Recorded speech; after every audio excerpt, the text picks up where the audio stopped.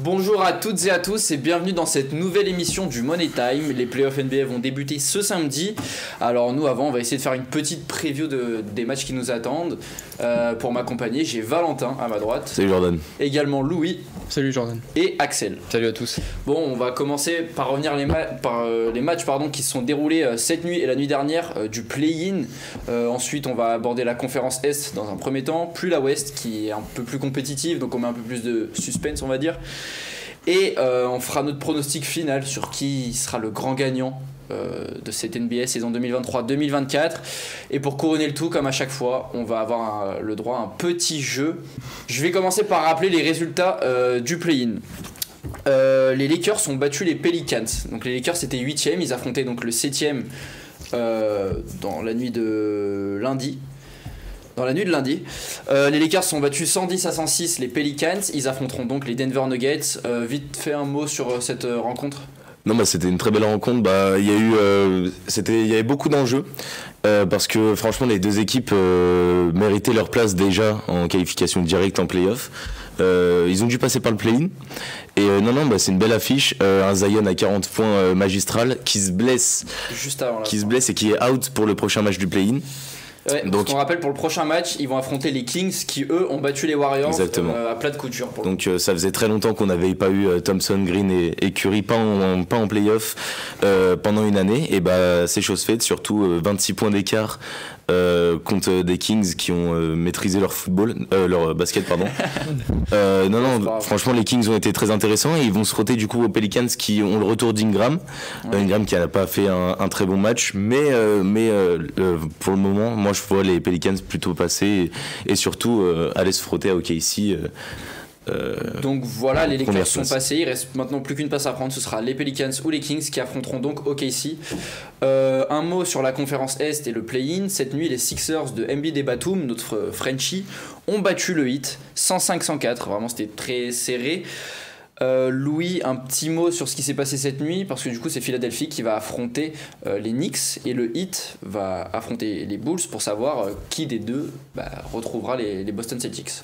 C'est ça, c'était un très beau match, franchement très serré entre deux équipes d'un niveau assez similaire et ça faisait penser en fait au match de New Orleans contre les Lakers. Donc c'est Philadelphie qui passe parce qu'en termes de profondeur de banc ils ont peut-être eu un peu plus de ressort. On le voit à l'image avec Nicolas Batum qui a fait un super match exceptionnel en défense et en attaque, il a été partout. Donc puis aussi un Jimmy Butler un peu moins dans son mode play-off qu'auparavant où il commençait à nous sortir des gros matchs. Là il est limité à 19 points, c'est quand même bien mais peut-être qu'on attend un petit peu plus de lui face aux Bulls. Donc voilà, une rencontre qui nous a offert tout ce qu'elle avait à nous offrir. Axel, tu as un petit pronostic sur qui va l'emporter entre les Bulls et le Heat pour rejoindre Chicago Boston? Moi je dirais quand même le Heat parce que c'est une équipe de play-off. On l'a vu ces 5 dernières années là, notamment avec Butler, ils sont toujours exceptionnels. Donc moi je mettrais bien le Heat en favori. Après faut se méfier de Chicago et notamment de Kobe White, pardon, je vais y arriver, qui a mis 42 points il me semble contre les Hawks.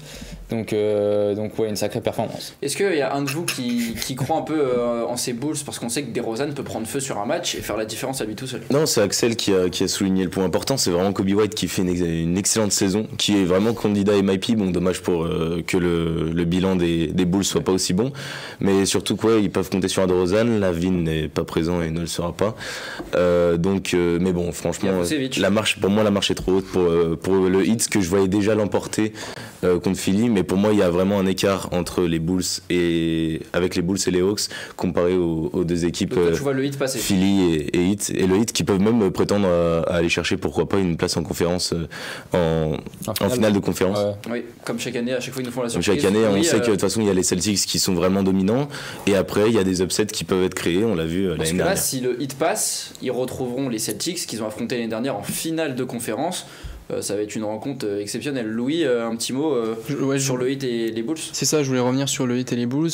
T'avais dit DeRozan ou Kobe White peut prendre feu, mais en fait dans l'effectif des Bulls il y a un écart entre Kobe White et DeRozan qui est énorme en fait. On n'a pas une régularité dans le groupe en termes de niveau qui leur permettrait d'aller en play-off comparé au Heat, où on ne sait par quel miracle Spoelstra ou même l'atmosphère en général là-bas leur permet de hausser leur niveau, de se mettre tous à un niveau play-off. Et c'est ça la différence entre une grande équipe et une équipe qui est en construction. Bon, du coup, je reviens juste sur ce que Valentin a dit pour Miami, qui peuvent atteindre en finale de conf. Je trouve ça peut-être un peu chaud parce qu'il y aura Boston à battre. Et j'avoue que Boston. Alors, si le Heat fait le miracle de passer contre Boston, ils affronteront ou les Cavs ou le Orlando Magic. Il faut savoir que sur la régulière, ils finissent à peine à 2 matchs de ces équipes. C'est un niveau assez similaire et peut-être que même là, l'expérience fera qu'ils peuvent passer. Après, je vous rejoins. On les a vus contre Milwaukee l'année dernière et puis après, surtout contre Boston. Ouais, après, non, mais à chaque fois, il y a eu des faits de match. Giannis s'était blessé contre les Celtics. Ils sont pas passés loin de perdre. Mais je suis un peu de votre avis. Je pense que si le Heat bat les Bulls. Après contre Boston ça va être compliqué. Il n'y a pas eu beaucoup de changements dans l'effectif hein. Et puis ils font pratiquement la même. Il y a eu des départs quand même, il y a Martin qui est parti, il y a Struss, Vincent. Après sinon le 5 majeur est plus ou moins le même. Et puis quand on connaît et puis surtout maintenant quand on voit la saison de Jovic et comment il peut s'incorporer dans ce 5 non peut-être ça va être un beau match. Une petite magie de Spoelstra pour voir mais ouais. On va parler un peu plus de la conférence Est. On va afficher le tableau de ces playoffs en général. Donc les Boston Celtics on ne sait pas qui vont affronter, si ce sera les Bulls ou le Heat. Pour le deuxième match, on sait qu'il va y avoir Magic contre les Cavs avec l'avantage du terrain pour les Cavaliers. Ensuite Milwaukee Pacers, puis Knicks Sixers, on l'a appris ce matin. On a un petit peu parlé de Boston Heat, je pense qu'on va pas s'attarder, on en a déjà un peu parlé. Si on revient sur le Cavs Magic, qui peut être intéressant même si c'est pas le plus alléchant, c'est quoi votre avis sur cette rencontre, Valentin ? Non, c'est une belle affiche, un Magic qu'on n'attendait pas à ce niveau-là. Enfin, surtout en début de saison, qui ont fait un très bon début de saison. Ils ont un peu levé le pied, ce qui est normal pour une équipe jeune et inexpérimentée. Mais bon, franchement, tout tourne bien. Il y a eu un bon Jalen Suggs qui commence un petit peu à ronronner, un très bon Banchero sur qui ils peuvent s'appuyer. Puis après, voilà, il y a les frères Wagner, il y a Wendell Carter Jr. Ils peuvent compter sur ces soldats. Il n'y a pas de nom ronflant dans cette équipe-là, comparé aux Cavs où il y a du Mobley, il y a surtout Donovan Mitchell et Darius Garland. Toute proportion gardée, j'ai un peu l'impression que c'est les OKC de l'Est. C'est-à-dire c'est une équipe jeune qui est pas là où on l'attendait. C'est ça. Et qui peut prendre n'importe qui sur n'importe quel match. C'était les surprises au début de saison. De toute façon, on a vu OKC, Minnesota et Orlando, on les voyait pas du tout à ce niveau-là. Et maintenant, Orlando s'est confortablement installé. Alors, il y avait quand même cette bataille pour vraiment les places qualificatives à l'Est, parce que tout était très serré, les bilans. Mais moi, je pense que honnêtement, les Cavs, ils ont prouvé plusieurs fois. Ils ont fait un mois de février, mais vraiment, ils étaient en feu et ils ont pu aller titiller la deuxième place aux Bucks. Franchement, ils ont les cartes. Et puis surtout, comparé à l'année dernière où ils sortent contre les Knicks, là, il y a JB Bickerstaff qui a la pression sur ses épaules. Pas la pression, évidemment. Et il doit faire quelque chose. Merci Jordan pour cette précision. Louis, un petit mot, tu vois qui déjà de favori dans cette rencontre ? Vraiment, s'il devait y avoir un gagnant. Moi, je verrais tout de même les Cavs. Ils ont l'avantage du terrain et ils ont plus d'expérience. Ils ont un joueur comme Donovan Mitchell qui peut prendre feu en un instant et qui peut être inarrêtable. Donc, Evan Mobley, ils ont une raquette assez impressionnante qui peut bien contenir Banchero ou même Carter Jr. Cependant, je vais rejoindre Val en disant qu'il y a quand même une grosse pression sur les Cavs. Ça fait plusieurs fois qu'ils essayent, plusieurs fois qu'ils échouent dès le premier tour ou juste après. Et si j'ai pas de bêtises, le contrat de Donovan Mitchell s'expire bientôt. Ouais. Donc ils ont une pression encore plus là-dessus.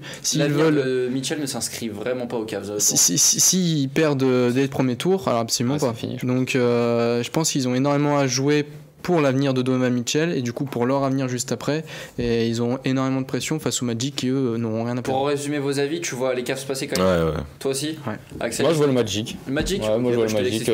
Moi je vois surtout un match très serré, je pense 4-3 à la fin ou 3-4, ça dépend. Mais quand même le Magic, ouais. Ok, un joueur qui pour toi va un peu dominer cette série ? Banchero, mais de l'autre côté plus Donovan Mitchell. En globalité Donovan Mitchell et plus au niveau de l'équipe, je pense les Magic avec les Wagner et puis Banchero. Je pense que ça va taper. Je vais passer à la suite. Bucks Pacers, une affiche qui me paraît assez déséquilibrée. On sait jamais, les Pacers peuvent faire la surprise, mais est-ce que vous êtes de cet avis ? Est-ce que les Bucks vont passer facilement ? Je sais que Valentin, tu aimes particulièrement les Bucks, notamment grâce à Lillard, donc c'est pour ça que tu vas parler en dernier, si je peux me permettre. Axel, commence, Bucks ou Pacers ? Bucks, je pense que pour moi il n'y a pas de surprise, même si Haliburton prend feu, il n'y aura pas de surprise. Antetokounmpo est out. Oui, mais même sans ça, il n'y a aucun problème pour eux. Je pense pas que ce sera un sweep, je pense pas que ce sera non plus un 4-1. On a un gros duel de meneurs entre Haliburton et Lillard. Après, Haliburton, si c'est le deuxième playoff, non? Ou premier playoff? C'est ses premiers playoffs. Donc il y aura peut-être aussi cet aspect d'expérience.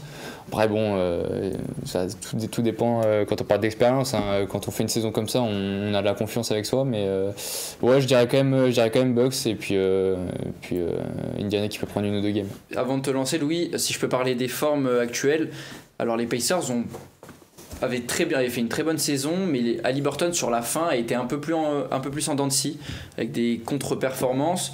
Mais est-ce que cependant tu vois quand même les Pacers potentiellement créer la surprise ou les Bucks restent largement favoris? Non, je les vois faire la surprise parce que tu parles des performances en dents de scie des Pacers, mais moi les Bucks, pareil, m'ont énormément déçu sur cette saison. Je m'attendais vraiment à une meilleure association entre Lillard et Giannis. Ça n'a pas pris. J'ai même l'impression que Lillard en général à Milwaukee n'a pas vraiment pris, comme on a pu le voir à Portland.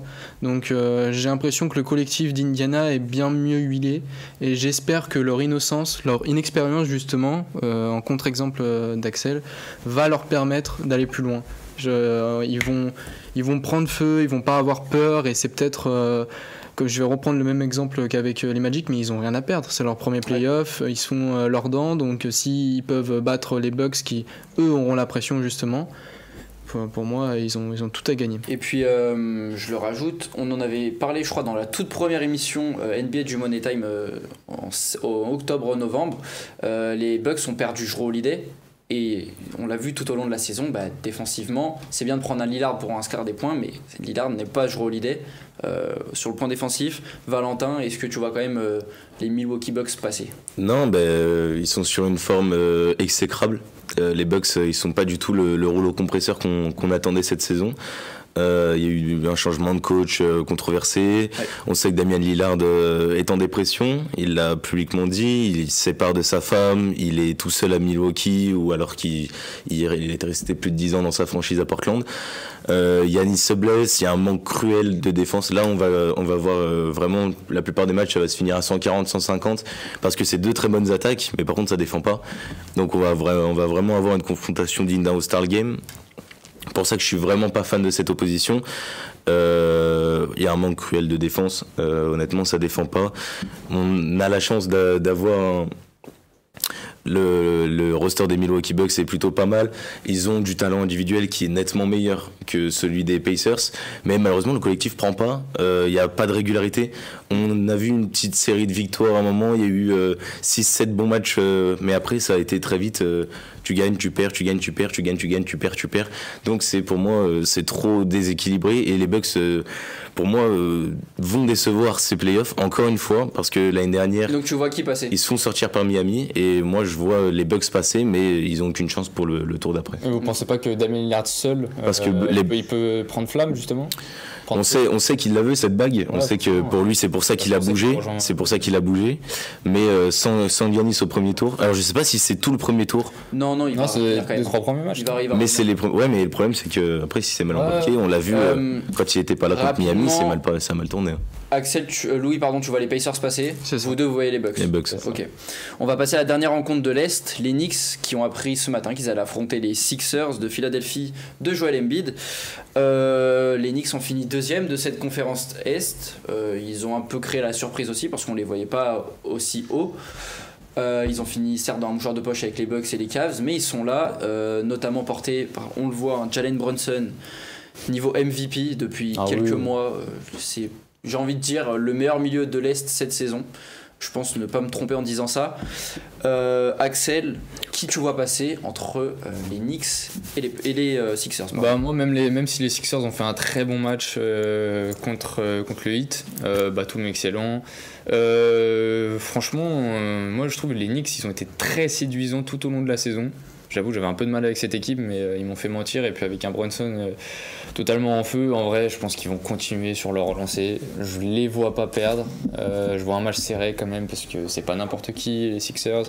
On sait qu'ils ont une grosse équipe. Ils viennent de prendre la confiance, mais le Heat, ça reste les Knicks, pardon, ça reste les Knicks. Et cette saison, c'est on a surtout l'impression que les Knicks sont en mode playoff en fait depuis le début de saison. C'est le caractère Thibodeau, hein, toujours se la donner à 100%. Lui, si le score n'est pas sécurisé jusqu'à les 30 dernières secondes, il y a toujours son 5 majeur, quitte à tuer ses joueurs parfois. Louis, qui tu vois passer entre ces Knicks qui ne lâchent rien et ces Sixers qui ont peut-être plus de talent intrinsèque avec du Embiid, mais moins de constance et moins de capacité physique.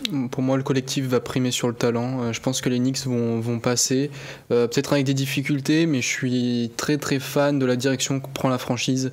On a vraiment des choix réfléchis. Ça fait tout drôle de dire que les Knicks font des choix réfléchis. J'avoue que sur les dernières années, ils ont peut-être enfin compris que ça servait à rien d'enchaîner les stars, etc. D'avoir des stars, exactement. Et d'essayer de construire quelque chose. Là, on le voit. Ou de construire leurs stars, justement. On le voit, c'est peut-être la photo là, qui résume le mieux les Knicks. Brunson vient de Villanova, DiVincenzo vient de Villanova, Josh Hart vient de Villanova. Voilà. Comment mieux construire un collectif que ça ? C'est ça en fait, ils prennent pas des stars, ils prennent des role players qui s'intègrent parfaitement au système de Thibodeau, ils ont des soldats, chacun connaît sa tâche. Exactement, et en fait ils ont tout compris. Moi Hartenstein par exemple, j'avais du mal un peu avec lui, mais là cette saison il m'a fait taire et là il est impressionnant. Pendant que Robinson était blessé, il faisait les travaux. Ah mais complètement, et c'est ça qui est impressionnant. Tu passes de Mitchell Robinson, tu dis Hartenstein, mais non, au final il est là, il est présent, et même pareil, quand Julius Randle était blessé, je crois que c'est Josh Hart qui allait au poste 4, si je dis pas de bêtises. Josh Hart, faut savoir que il doit faire à peine 2 mètres, voire un tout petit peu moins. Petit, mais niveau rebond offensif, c'est comme Tucker en fait. Vraiment, c'est pas péjoratif, mais le mec c'est un chien, il s'arrache sur tous les ballons. Valentin, est-ce que tu penses que Embiid peut à lui tout seul détruire les Knicks? Il y a déjà un dernier rush très impressionnant des Knicks qui sont sur une très bonne forme, une très bonne dynamique. Ils viennent choper dans les 2 derniers matchs la place aux Bucks, donc la deuxième, donc ils prennent. Leur dernière série concorde avec le retour de OG Anunoby qui est revenu de blessure, blessé au coude. Et dès qu'il est revenu, les Knicks, c'est simple, non pas. C'est ça. Il y a Anunoby qui revient, Robinson qui revient, Randle qui revient. Alors Randle c'est fin de saison. Randle c'est fin de saison. C'est sûr. Sûr et certain. Ok, j'avais vu comme quoi il aurait pu revenir pendant. Il devait, mais finalement 2 semaines avant la fin de saison, ils ont décidé de le repérer, donc bon. Ok, ouais, donc c'est mort. Mais du coup, par contre, ce qu'il faut pas oublier, c'est qu'avant que Embiid se blesse, les Sixers étaient installés dans le top 3 et bien fort. Hein. Honnêtement, ça suivait et ça collait les Celtics. Donc moi je pense honnêtement ça va être très très serré, c'est une très belle affiche et je pense que Philly peut faire quelque chose parce qu'honnêtement on sait que du côté déjà il y a un très bon roster avec le départ d'Harden, ils ont pu se renforcer dans la profondeur de banc. Embiid est bien entouré, Embiid revient très très bien et on l'a vu contre Miami qui est déjà un bon match et un bon test.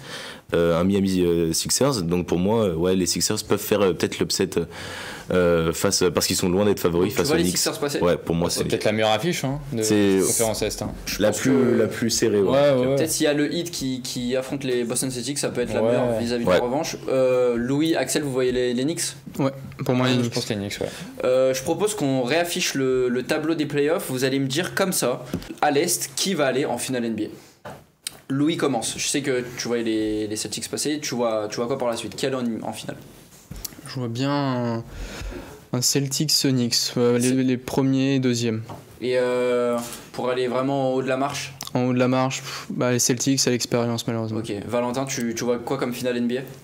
Moi je vois enfin sans spoil à l'ouest. Pour moi c'est vraiment la deuxième finale de conférence parce que pour moi les Celtics vont prendre la place de leur côté c'est sûr parce qu'ils ont cette envie, franchement ils ont cette envie là, ils veulent la chercher cette bague. De l'autre côté ça va jouer entre les Knicks et Philly comme j'ai dit, pour moi le gagnant de cette confrontation là que je vois donc Philly. Tu vois potentiellement les Sixers battre les Bucks? Oui, honnêtement, oui. Okay. Pour moi, les Bucks, ils vont gagner leur premier tour et après ça va plus rien faire. Axel, pareil, tu vois Boston en finale NBA? Ouais, Boston sans hésitation. Face à qui en conférence? Et là, ça devient plus compliqué comme mes camarades l'ont évoqué. Il y a de très grosses affiches et franchement, je ne saurais pas dire. Tout dépend des Bucks en fait. Pour moi, tout dépend des Bucks. Si Giannis revient très très fort et que, je sais pas, d'un coup, ils se mettent à bien jouer. Je dirais les Bucks, sinon je resterai sur les Knicks parce qu'elle est séduisante cette équipe. Donc les Knicks, pourquoi pas en finale NBA? Ouais, pourquoi pas. Ok. Ouais. Ça date, mais pourquoi pas. On va passer maintenant à la conférence Ouest, la plus alléchante, la plus prometteuse, là où il y a les plus grandes équipes, les plus beaux scores, les plus beaux joueurs.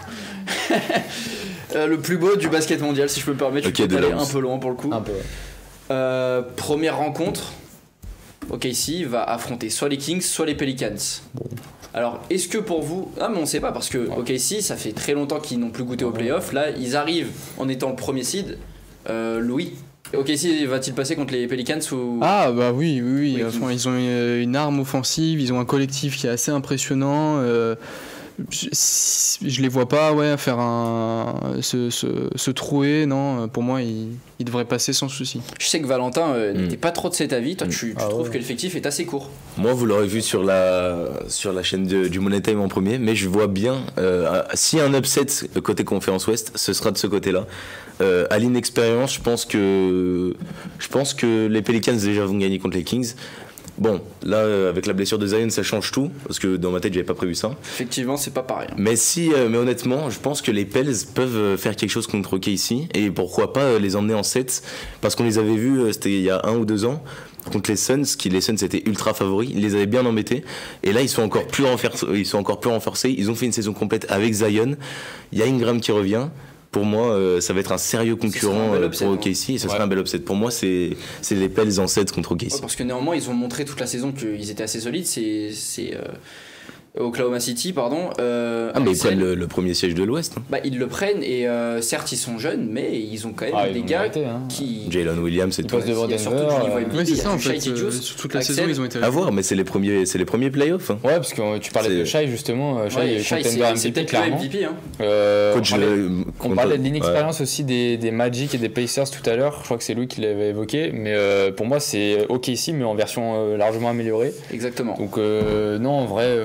Franchement, moi, il faudra peut-être pas 4-0, 4-1 à la limite. Tu les vois quand même passer. Ouais, largement. Je vais pas te mentir, Val, j'aimerais bien croire en ton idée, mais avec après, il faut se mouiller, il faut jeter à l'eau. C'est un beau risque parce que si il va y avoir des upsets là-dedans. N'oubliez pas, si les Pelicans battent OKC, ça aurait été annoncé en premier ici par Valentin sur le plateau du Money Time. Deuxième rencontre. J'ai l'impression que c'est la plus belle. Clippers, Mavs. Ouais. D'un côté, Kawhi Leonard, Paul George Harden. De l'autre, Kyrie Irving, Luka Doncic. Louis, j'avais encore envie de te faire parler en premier parce que j'aime bien t'entendre. Qui va passer entre ces deux belles équipes? Alors, je peux comprendre que les gens doutent, mais moi j'ai un avis très tranché. Je pense que ça va être les Dallas. Je pense que ils vont passer et même je les vois aller jusqu'en finale NBA. Ils ont vraiment une force offensive qui moi m'impressionne. Défensivement aussi, ils sont appliqués. Ouais. C'est très correct. Donc les Clippers, j'ai vraiment peur que ça lâche en milieu de la série. Si Kawhi ou Paul George se blessent, ce qui est pas à exclure. C'est assez probable. Franchement, j'ai peur que. Puis on connaît Luka, on connaît l'historique de cette confrontation. Donc je pense qu'il aura peut-être une revanche à prendre sur eux. On sait que les Mavs ont mis beaucoup de temps même à se calibrer cette saison, mais une fois que la machine était partie, ils ont enchaîné. Ils ont battu toutes les grosses équipes, ils ont battu les Nuggets. Valentin, est-ce que tu penses que les Clippers vont passer ou t'es du même avis que Louis? Moi, je vais dire côté Clippers. Ouais. Je vais pencher côté Clippers. C'est vrai que dans l'historique des confrontations, en 2020, c'est Dallas qui passe. Game 7, magnifique et tout. Ouais. C'est la première saison aussi bien réussie avec Doncic dans l'effectif. De Doncic aux Mavs, donc c'est de belles augures pour la suite. Mais là on a des anciens, enfin en face on a des mecs qui la veulent quoi, cette bague. On a Westbrook qui la veut, on a Paul George, on a Harden, ils la veulent, ils font une saison magnifique. Ils partent très mal, ils font 8 défaites, un truc comme ça, et puis ils font une série de 20 victoires pour 2 défaites je crois.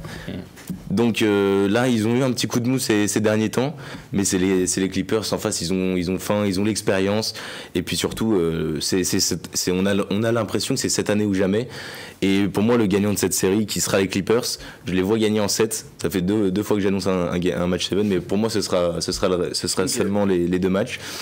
Et après pour moi le gagnant de cette série va en finale de conférence. En finale NBA carrément. Bon, Moi, bah, Pour moi, ils tu te vont. mouilles un peu, Axel, Moi, rapidement. je suis, non, je suis du même avis que Valentin en vrai. Moi j'ai envie de mettre des conditions, c'est s'il y a un blessé. Fais-toi plaisir. Ouais, exactement. S'il y a un blessé aux Clippers, ça passe pas. Par contre, si l'équipe reste en place, pour moi ça passe. Ouais, 4-2, 4-3 en vrai, pareil, je dirais en 7. Ça me fend le cœur, moi, d'en voir j'aimerais un des bien, deux. j'aimerais sortir au bien premier pour tour. les Clippers. et Comment puis, On va Ok. passer à la prochaine rencontre.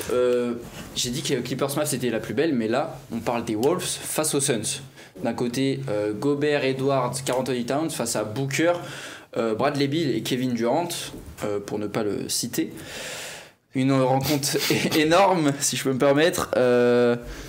Pour vous, Ah, c'est ça- impressionnant. Vas-y. Non, Ouais, en vrai, c'est peut-être la meilleure rencontre de l'Ouest, en vrai, si on peut dire ça. Minnesota, impressionnant. Le seul petit bémol, c'est la blessure qu'il y avait eu à Towns. Karl Anthony Towns. Ouais. Et du coup, ils n'ont pas fini premier pour ça, je pense. Après, ouais, quelle équipe impressionnante. Anthony Edwards, MVP contender ou pas pour vous, mais... Non, cette saison, je pense pas quand même. Ah, c'est trop Alors, serré, il mais était- ouais. il était ouais. quand même impressionnant. Ah, il Mais il a était. été monstrueux. Vraiment, ouais. vraiment impressionnant, physiquement parlant, tactique, enfin bref, tout. Tu vois qui passer Et moi, je verrais quand même les Mavs, mais après, il y a du répondant, donc Les Mavs 4-2 ou 4-3. Mavs, Les Minnesota, pardon. Ok. Ouais. Valentin, tu penses plus côté Wolves, côté Suns? Bah, on les attendait pas là, mais ouais, les Wolves, très excellente saison. Maintenant, bah, comme on voit, c'est vraiment Edwards qui a le lead offensif. Voilà, ça dépend plus de 4 maintenant. Appliqué défensivement, quand on connaît un peu les errances défensives des Suns, et on sait que voilà, une série, ça se gagne avec qui a la meilleure défense. Moi, je vois les Wolves passer. Parce qu'ils ont cette envie. Après, il y a peut-être cette inexpérience. Et quand on voit, voilà, il y a KD qui a envie de prouver qu'il peut gagner. Il y a Bill, il y a Booker qui C'est quand veulent même la montrer meilleure que c'est. défense NBA cette saison, les Wolves. Ah, c'est la meilleure défense Ah ouais. NBA. Il y a du McDaniels, Et il y a du Kyle Gobert, Anderson, surtout. il y a du Gobert. même Edwards Edwards, est qui est un très bon appliqué. défenseur. C'est vraiment un chien de Louis, garde.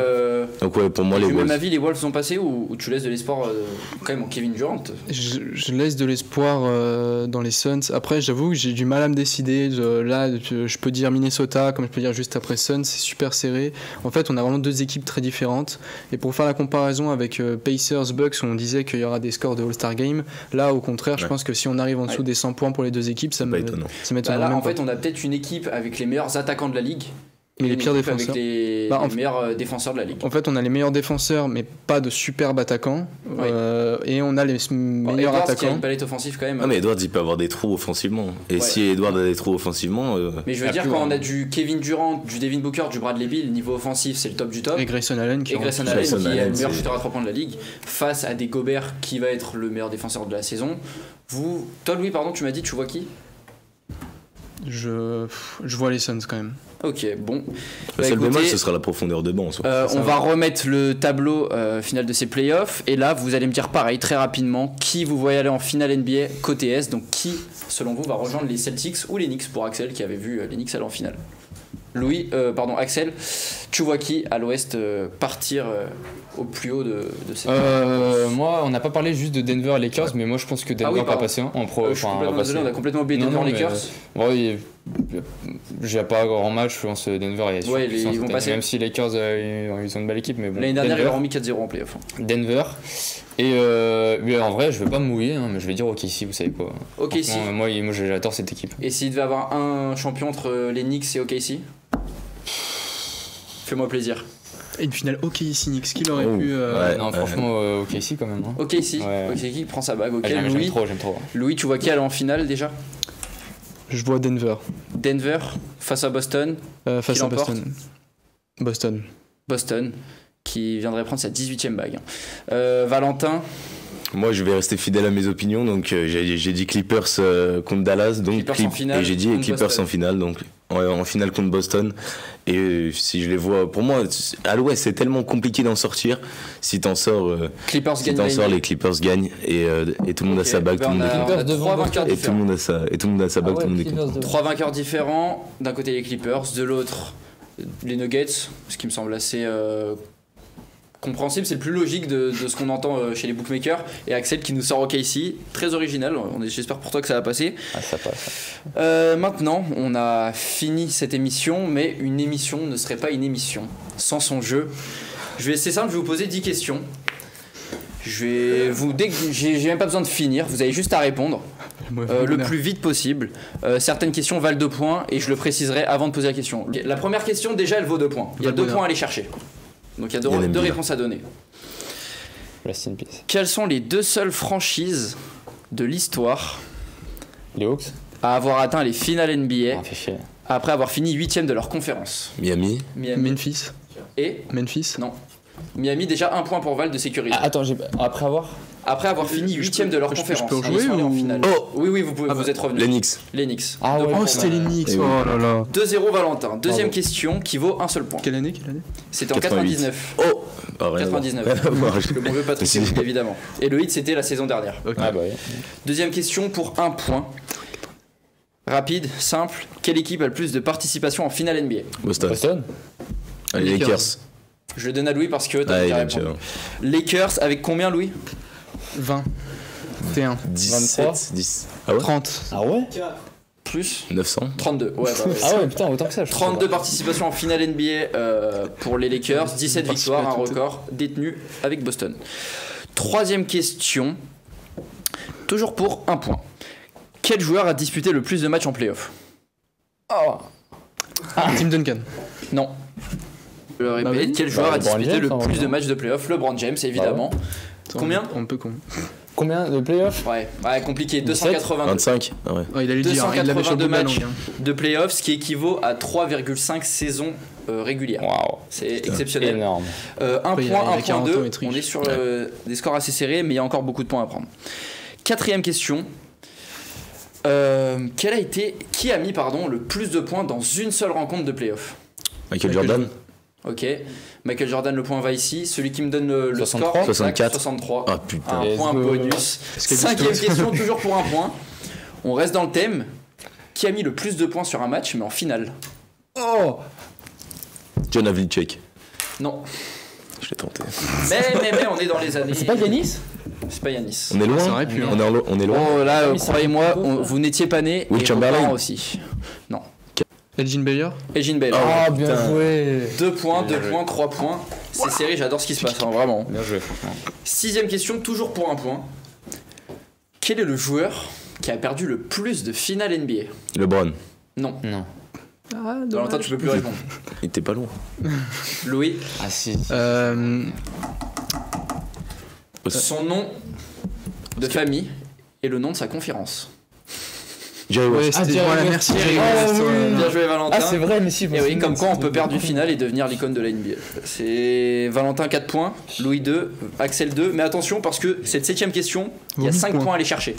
Il y a 5 points à aller chercher. Pourquoi ça C'est comment C'est ça qui fait les barèmes? Citez-moi C'est barème d'alcoolique là. Citez-moi les franchises qui ont déjà réalisé le trip-it.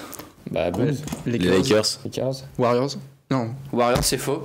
Tu m'as dit. Lakers. Tu m'as dit Il a Lakers, je te donne Bulls. un point. Il a dit Tu m'as Bulls. dit Bulls, je lui en donne 2 parce que les Ils en Bulls ont sont fait fait 2 deux, fois. Il a pas dit 2 fois les Bulls. Bon ça y est. Ouais, je je donne quand même rigole. deux. Celtics. Celtics qui l'ont fait une fois, ils ont Miami même gagné 8. Non, Non, Miami, pas- c'est- attends, mais on c'est l'a fini. déjà dit, en C'est plus. fini, C'est fini, c'est il y en a fini, que vous avez trois, tout dit. Valentin, tu passes à 5 points, Louis à 3, Axel à 4.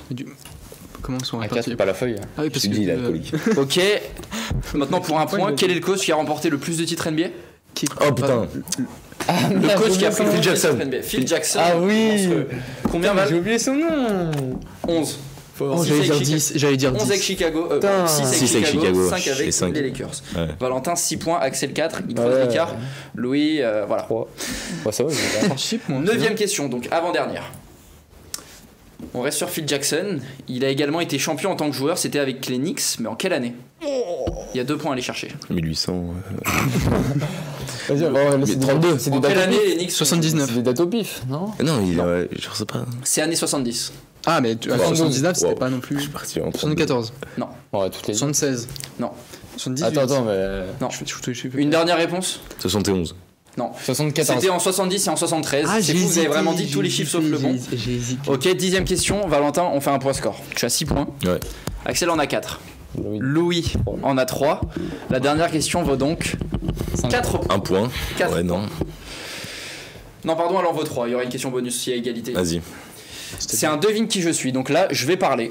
Et dès que vous avez la réponse, vous me coupez, vous me dites qui est le Vas-y. joueur. C'est-à-dire, on te coupe.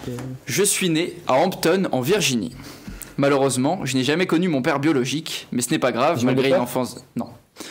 Ouais, Tu acceptes ta quête, tu restes dans la partie. Malgré une enfance difficile, faut juste pas abuser. Malgré une enfance difficile, je me suis réfugié dans le sport, excellent à la fois dans le basketball et dans le football américain. En 1993, alors que je suis au lycée, je suis une star en devenir, mais cette même année, tout va basculer. Iverson. Allen Iverson. J'ai hésité, non. Eh oui. Question bonus, elle vaut rien. Non, elle vaut 10 points. Qui a marqué le plus de points dans l'histoire des playoffs, c'est LeBron James. Mais combien il en a mis? Vous me dites chacun une proposition, le plus proche gagne mon respect. Combien LeBron James a mis 4296. Non. Très très loin, t'es très très loin. Moi j'aurais dit 16 000, 12. Non, mais non. Toi t'es très très loin aussi, mais dans le mauvais sens. Coupe la part en deux, Val. Bah voilà, merci, on fait tout le travail. Oui, c'est vrai que. Bah, c'est pour ça que moi, j'allais dire beaucoup moins. Nous, 6007. Je t'ai vraiment donné la réponse, je t'ai dit coupe la part en deux du 16 000, c'était 8 000. Ok, j'ai voulu faire le. bah du coup, coupe la part en deux. LeBron James a mis aussi, 8023 points dans sa carrière en playoff. Merci à tous de nous avoir suivis pour cette preview des playoffs NBA. Les rencontres commenceront samedi avec les Cavs face au Magic. Le Money Time sera à Paris au Grand Rex avec Trash Talk pour la diffusion de la viewing party des débuts de ces playoffs NBA. Donc ça va être un plaisir vraiment d'y être. Il y aura Mike Pietrus. On pourra même lui poser 2-3 questions. Donc tout ça, ce sera à suivre sur nos réseaux sociaux, TikTok, Instagram. Tout est dans la description. Et nous, on se dit à la prochaine. Ciao, ciao.